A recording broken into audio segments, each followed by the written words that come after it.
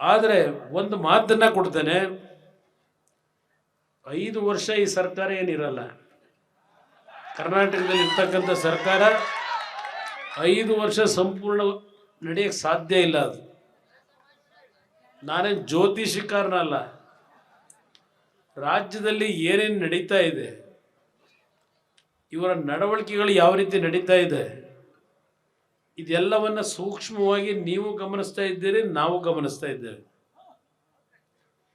ಬಹುಶಃ ಈ ವರ್ಷವೇ ಚುನಾವಣೆ ಬಂದರೂ ಆಶ್ಚರ್ಯ ಪಡಬೇಡಿ.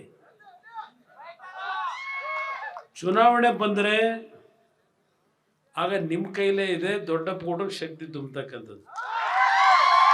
ನೀವು ತುಂಬತಕ್ಕಂಥ ಶಕ್ತಿ, ನಂದೊಂದು ಸಣ್ಣ ಅಳಿಲ್ ಸೇವೆ, ನನ್ನ ಜೊತೆಲಿ ನನ್ನ ಕುಟುಂಬದಲ್ಲಿ ಒಬ್ಬ ಸದಸ್ಯರಾಗಿ ಏನಿದ್ದಾರೆ ಈಗ, ಅವ್ರನ್ನ ದಡ ಸೇರಿಸ್ತಕ್ಕಂಥದ್ದು, ಆ ಕುಟುಂಬದ ಒಂದು ನೋವುಗಳೇನಿದೆ ಆ ನೋವುಗಳನ್ನು ಸರಿಪಡಿಸ್ತಕ್ಕಂಥದ್ದು ನನಗೆ ನೀವು ದೇವರ ಸಮಾನ. ನೀವು ನಿಮ್ಮಗಳ ಮುಂದೆ ನಾನು ಈ ಮಾತನ್ನು ಹೇಳ್ತಾ ಇದ್ದೇನೆ.